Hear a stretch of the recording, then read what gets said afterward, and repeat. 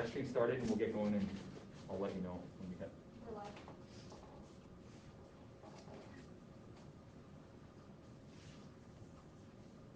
Hi, Danny. Hi. How are you? Good, thank you. This is a new scenario for us because I've never done a live with you all in person, and now you're wearing masks, so I still don't know who you are. Yeah.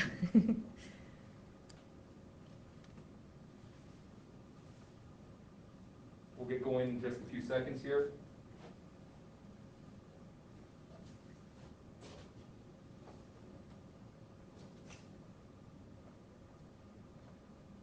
Might as well get started. Okay, good afternoon, everyone. I'm Constable Danny McKinnon, Public Information Officer with the Winnipeg City Police. Today we have one matter to release on, and it's in reference to a sexual assault/exploitation file. In June 2021, members of the Winnipeg Police Services Sex Crime Unit, they were contacted by two survivors of previous sexual assaults. The assaults were reported to have occurred between 1993 and 1995, while these two individuals were players in the Assiniboine Park Hockey Association. The survivors reported that while they were in their early teens at the time, they had been sexually assaulted by an adult male who coached them. The survivors were separately invited to the suspect's residence where he lived at the time, where they were provided with money and alcohol, and subsequently they were sexually assaulted. They further reported that these incidents had been photographed and videotaped at the time. So on September 1st, after an investigation, 2021, the Sex Crimes Unit executed a search warrant at a residence in the first 100 block of Lake Park Drive, where an adult male was taken into custody. Robert, aka Bob Donald Joseph Dawson, 57 years old, of Winnipeg, was charged with the following offenses: sexual interference ×2, sexual exploitation ×2, sexual assault ×2, forcible confinement ×2, possession of child pornography, as well make, print, publish, or possess for the purpose of publication any child pornography ×2. Now, this investigation is still continuing by the members of the Sex Crimes Unit. Anyone who may have information to assist these investigators, or if you wish to speak with the Sex Crimes Unit, please call 204-986-6245, or you can call anonymously to Crime Stoppers at 786-TIPS, which is 8477.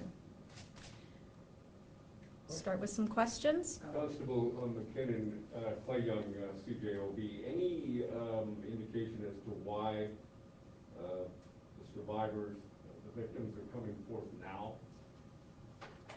So these incidents were reported back quite some time. We're talking about 30 years ago, right? I can't speak to why the victims came forward at this time. These type of cases are extremely sensitive. They're very nuanced. They're very personal and private. And I think just the fact that they did come forward when they did is quite remarkable. Is there any indication there could be other potential victims?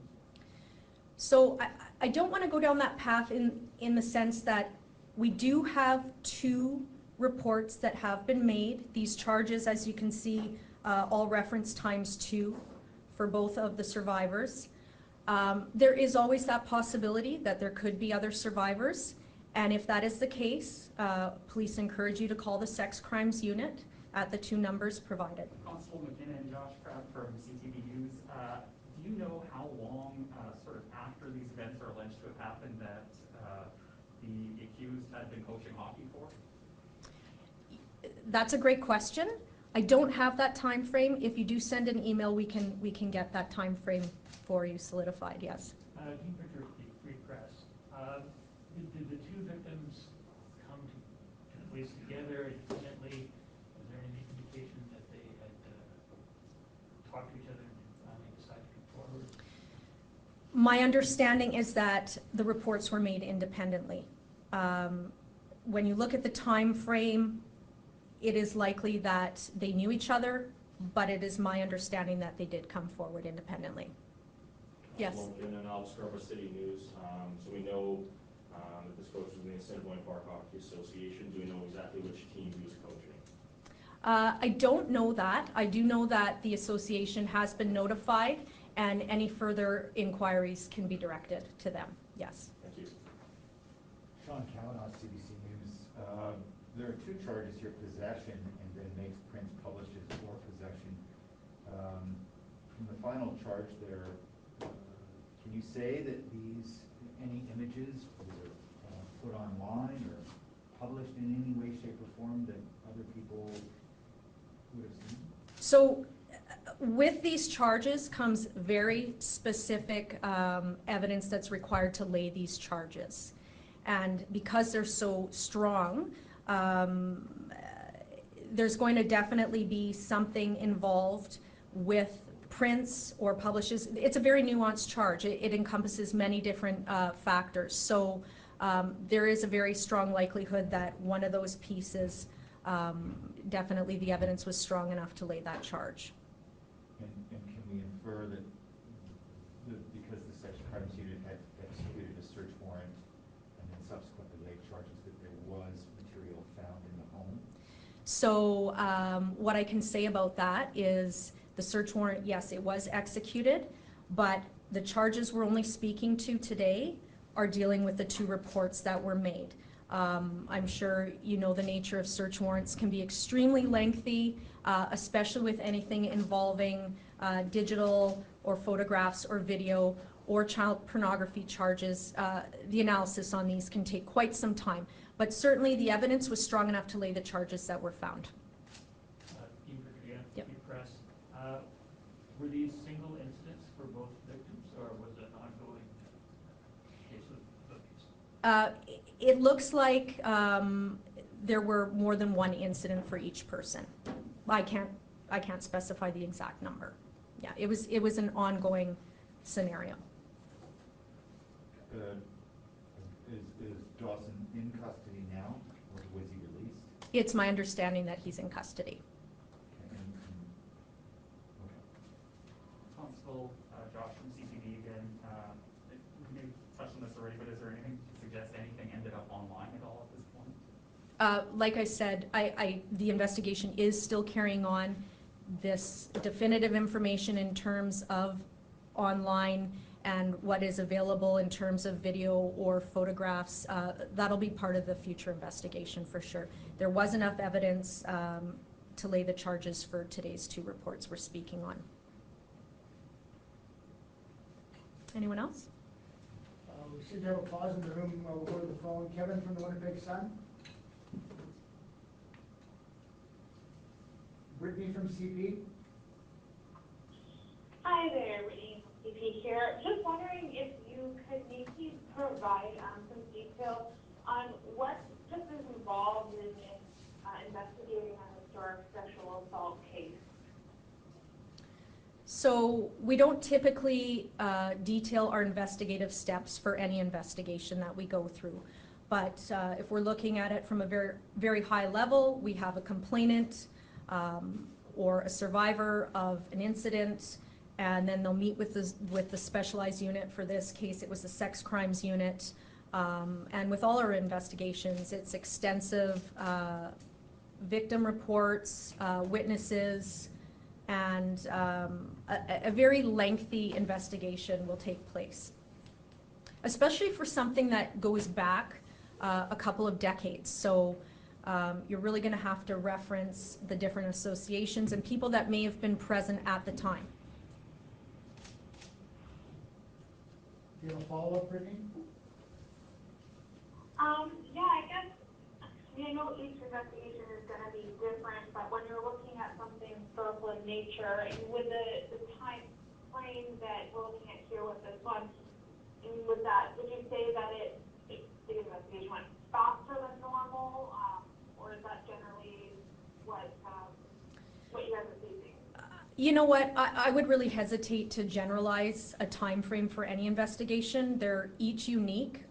They move at their own pace.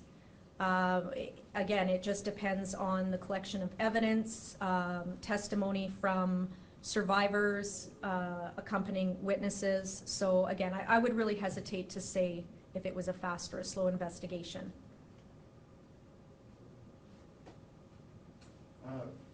It's Sean Callowell, CBC, and you take pains to point out the AKA Bob.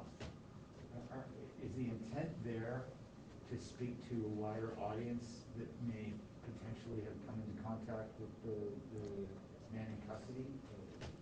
So when we are at liberty to release somebody's name, when charges have been laid and sworn to, we always give their first name, their middle name if it's present.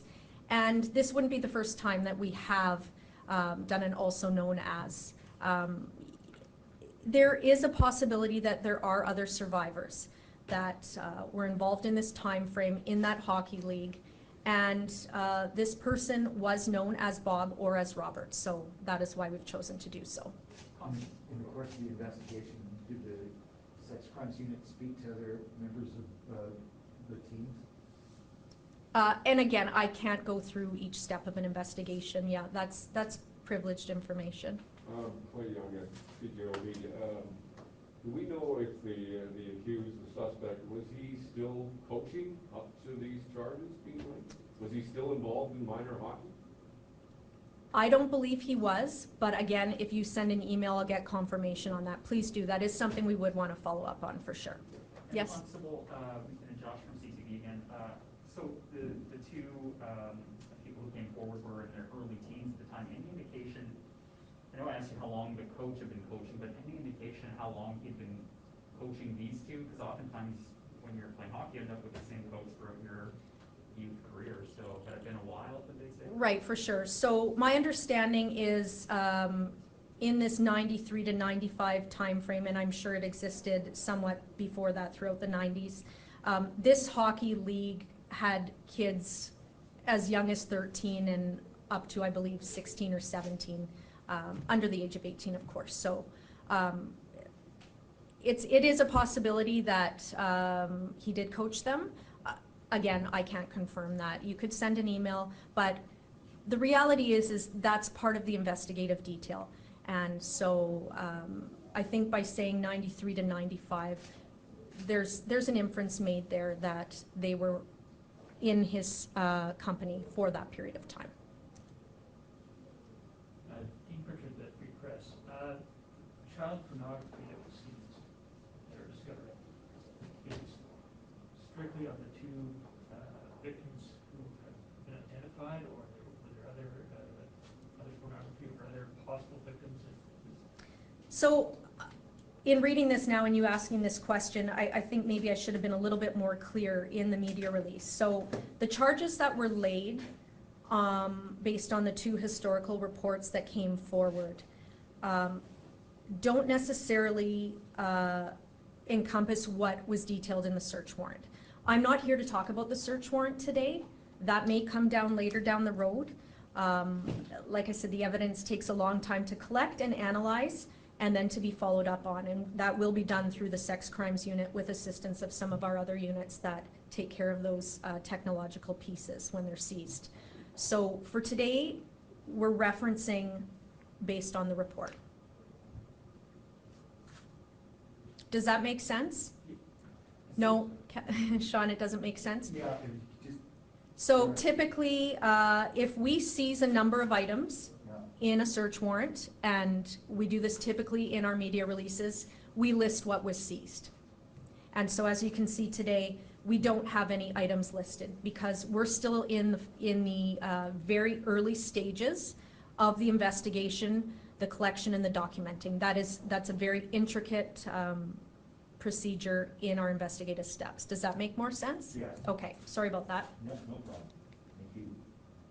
So the two counts each of, interference, exploitation, self-confinement, that's related to the complaints that came forward, but the last two may not necessarily be? And the last two are as well. So again, my belief is, and working in PIO, we do get quite a bit of information on the file, but we are limited to the information. And my understanding is that there was enough evidence provided in the initial survivors' reports to have these charges laid.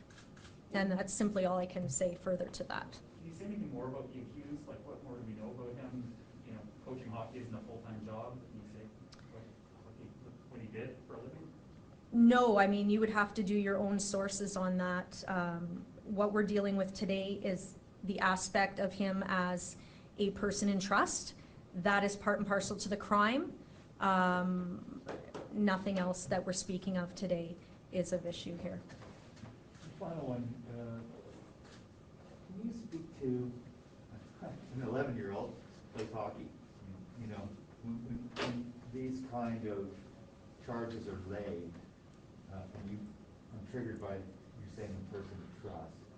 Just your thoughts about what, from the WPS perspective, how you feel about having to do an investigation like this? Well, I mean, I think you're asking the same question just in a little different way, and let me know if I'm correct, is there any other victims out there? So hearing some of this, would this trigger somebody else and say, hey, that's happened to me? So there's always a possibility in terms of what has been reported today in that time frame we're discussing in the Assiniboine Park Hockey Association at the hand of Bob Dawson. Is it possible? Yes, it could be possible. But we're dealing with just these two reports.